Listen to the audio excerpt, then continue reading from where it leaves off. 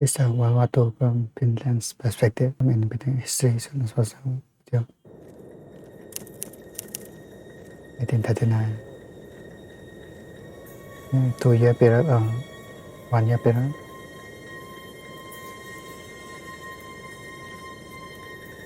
I think I did a documentary on this one.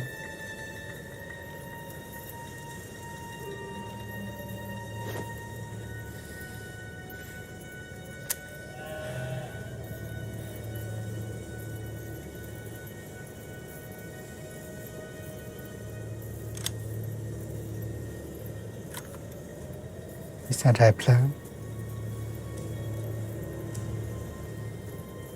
A famous sniper.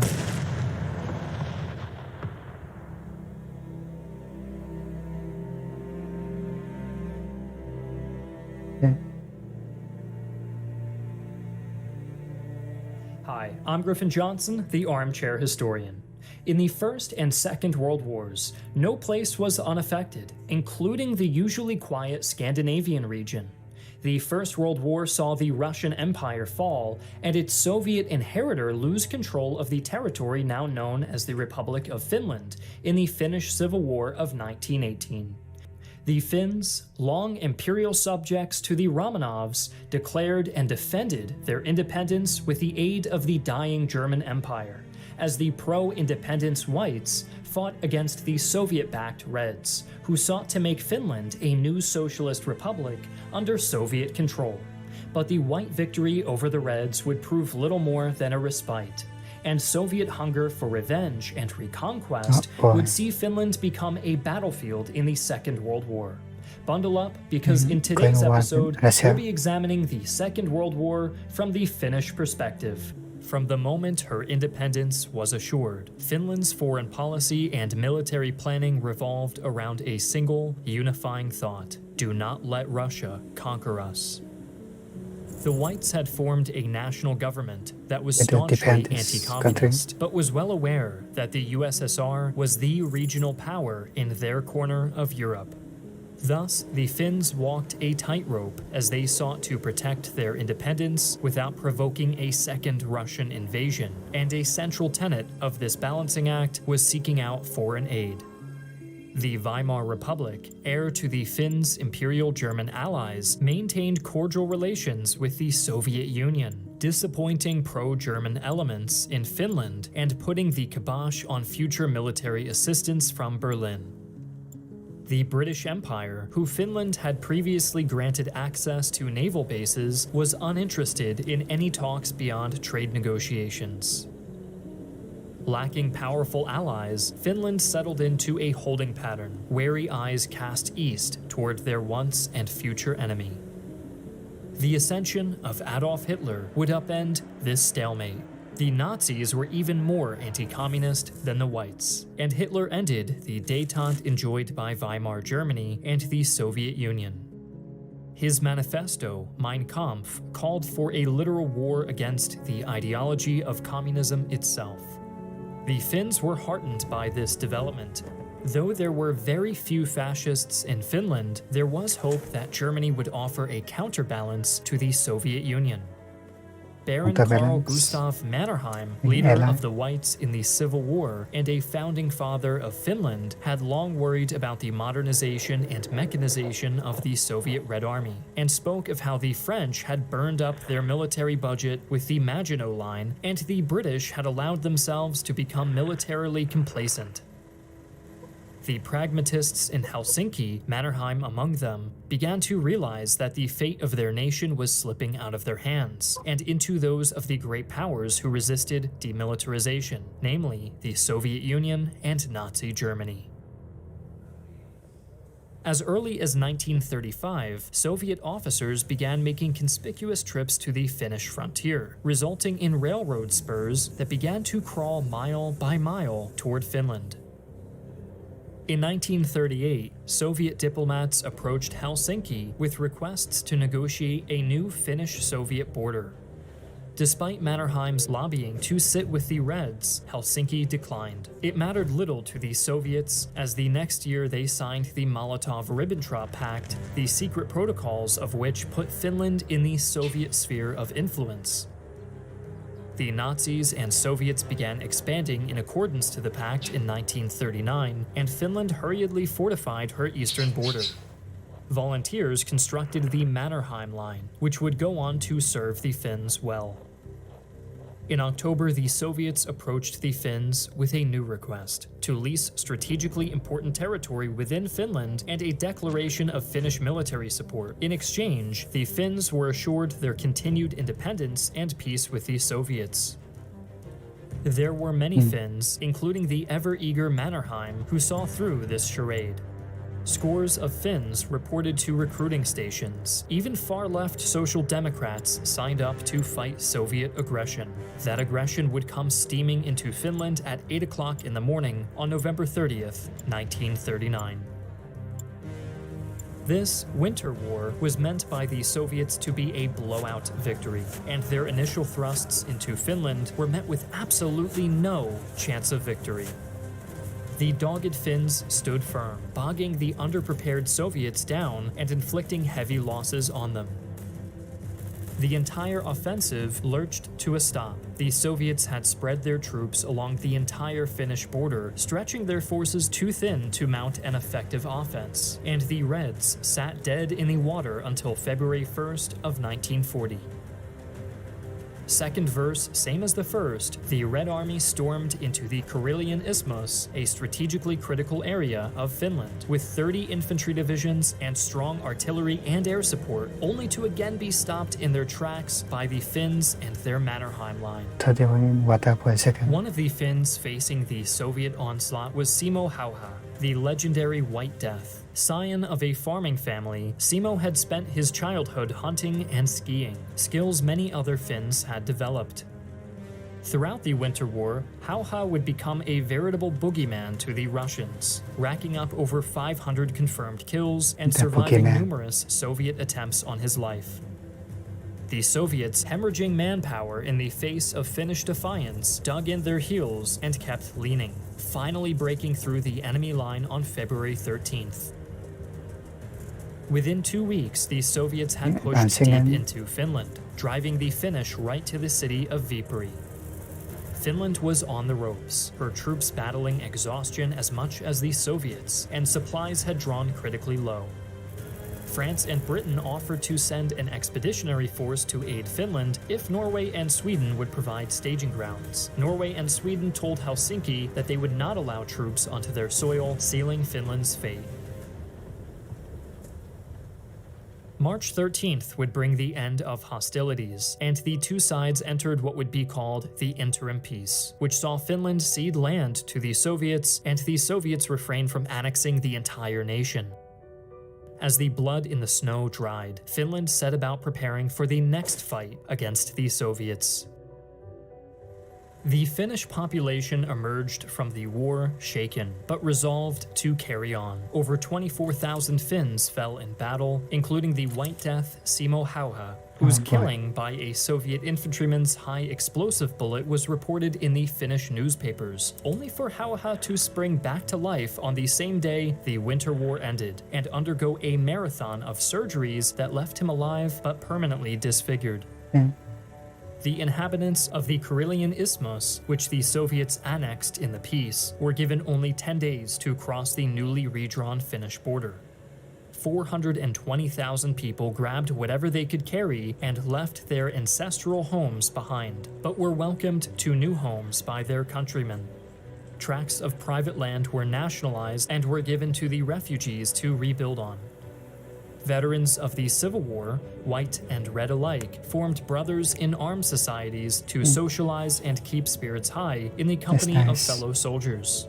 These were countered by the Finnish-Soviet Union Peace and Friendship Society, a Moscow-backed fifth column ordered to provoke a justification for a new Soviet attack.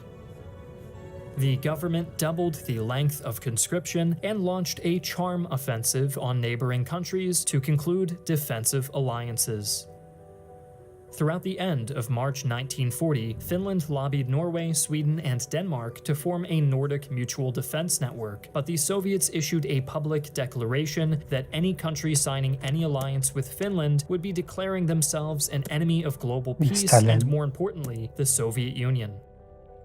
Norway, Sweden, and Denmark stopped returning Finland's calls not long thereafter, and by spring of 1940, Norway and Denmark had been occupied by Germany.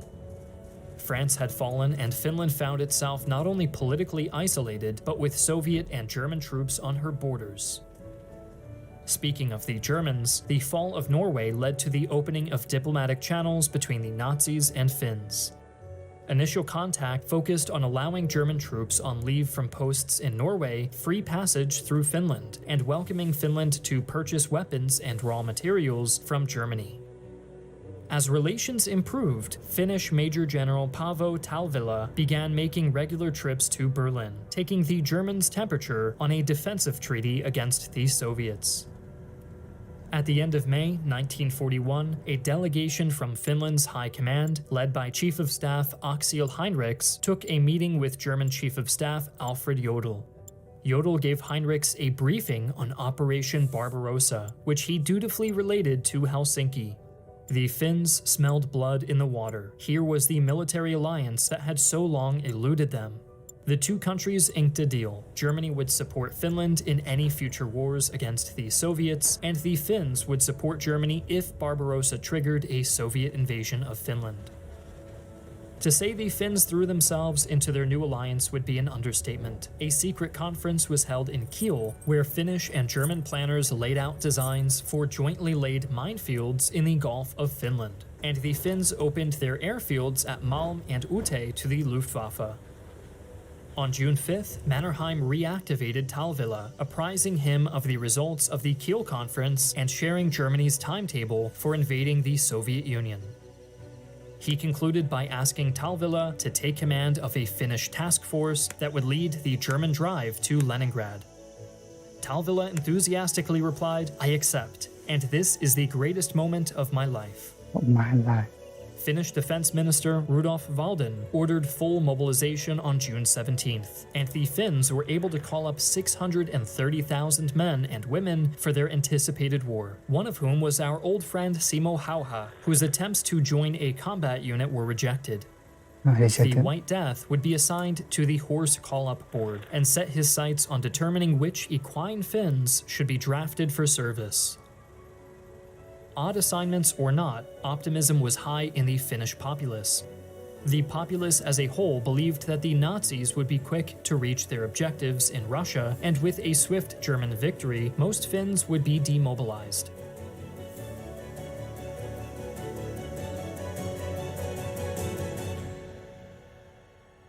When the Germans poured over the Soviet border on June 22nd, the Finns remained behind, but that meant nothing to the Reds. The Soviets launched a massive bombing and shelling campaign on the Finnish border with neither a declaration of war nor a Finnish attack to justify their assault. The Finns submitted an official letter of reprimand to the Soviet ambassador, who ignored it entirely.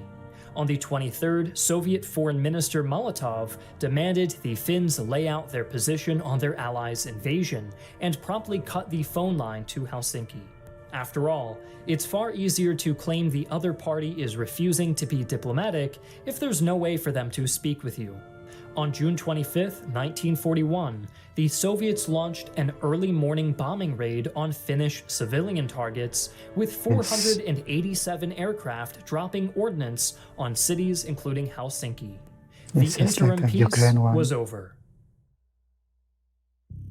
The Finns watched as the Germans drove into Soviet territory, waiting for their time to join the fray. The Finnish government took great plans to portray themselves as a co-belligerent fighting a common enemy alongside the Germans. Never concluding a formal alliance with the Nazis, the ministers in Helsinki knew it was vital to portray this as a war to reclaim territory and defend against Soviet aggression. On July 10th, the Germans crossed the river Daugava, which was the pre-arranged time for the Finns to attack. The continuation war was on. 475,000 Finnish soldiers charged against the Soviets, who had directed their best men to defend against the main German assault. Soviet disposition meant that the Finns enjoyed air superiority and the tactical advantage, and they overran the Soviets in the Karelian Isthmus and other territories lost in the Winter War. But this was not the end of Finnish ambitions. They meant to make for Leningrad, just as they promised. The Finns split their forces, with some digging in to defend the Karelian Isthmus, while others crossed into Soviet territory. Finnish forces reached the river Svir on the 7th of September, and it was here that the small Nordic republic could have sealed the fate of the Soviet juggernaut. If the Germans had linked up with the Finns at the Svir as originally planned, they could have cut Leningrad's shipping lanes over Lake Ladoga, bottling up the city in a complete siege. But the Germans were halted 100 kilometers or about 62 miles from the river. The Finnish halt at the Svir marked the end of offensive operations for the rest of the war. The momentum was shifting, and soon the Finns would find themselves fighting a desperate 3-year defense. Finland's fortunes were directly tied to their German co-belligerents, and when Barbarossa began to flounder, the Soviets turned their ire on the Republic. As in the Winter War, waves of Soviet conscripts broke upon the Karelian Isthmus, trying to unseat the Finnish defenders. The Finns fought nose-to-nose with the Soviets, but again like the Winter War, their energy and resources were sapped with every battle, while the Soviets called up more and more men and materiel. Mannerheim realized he must surrender Karelia and ordered the troops holding the isthmus into a fighting retreat. The Finns withdrew in good order, even winning a defensive victory at the bloody Battle of Attrition at Tali-Ihantala in 1944, which placed the idea in Soviet minds that Finland may be more trouble than it was worth. For his part, Stalin was ready to consolidate his forces and drive to Berlin. He had bigger borscht to stew, and the Finns were equally keen to reach a separate peace with the Soviets.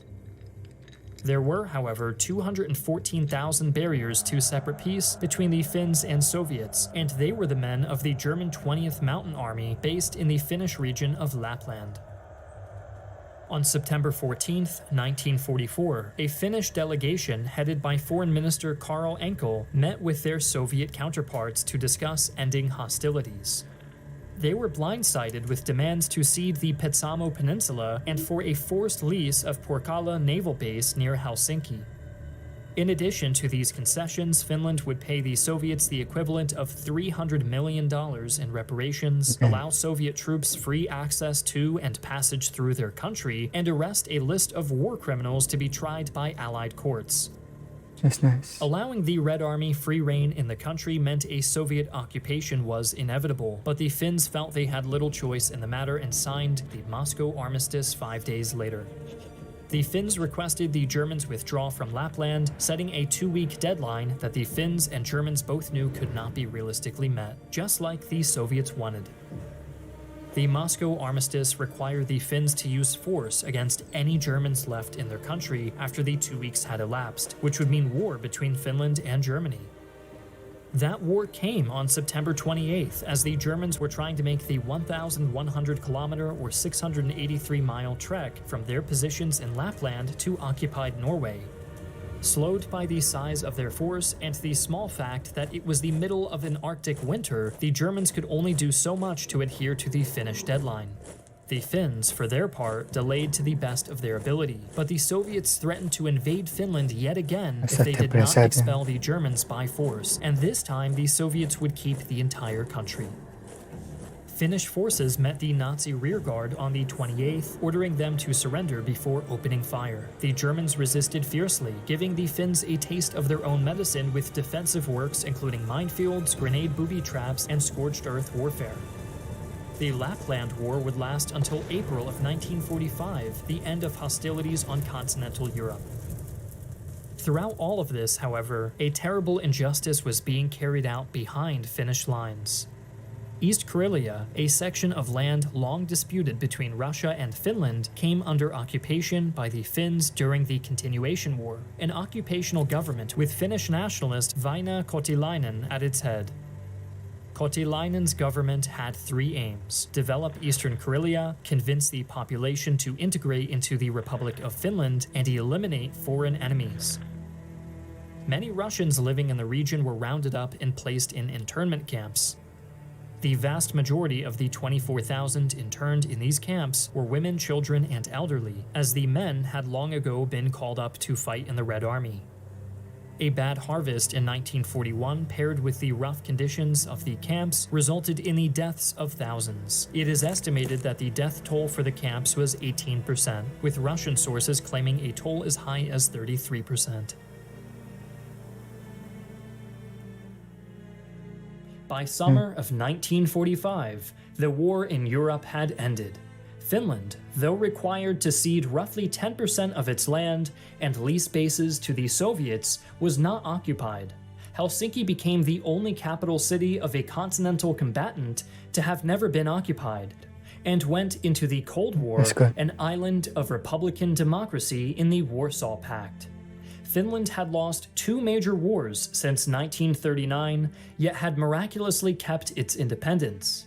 The Finnish story in the Second World War is one of grit, determination, and a total unwillingness to bow down before powers stronger than oneself. But it is also the tale of hatred, where nationalists were allowed to try their hand at ethnic cleansing in East Karelia. The Second World War from Finland's perspective is a complicated viewpoint to take. One grounded in republican ideals and national pride, but also subject to paranoia and reprehensible actions in extremism.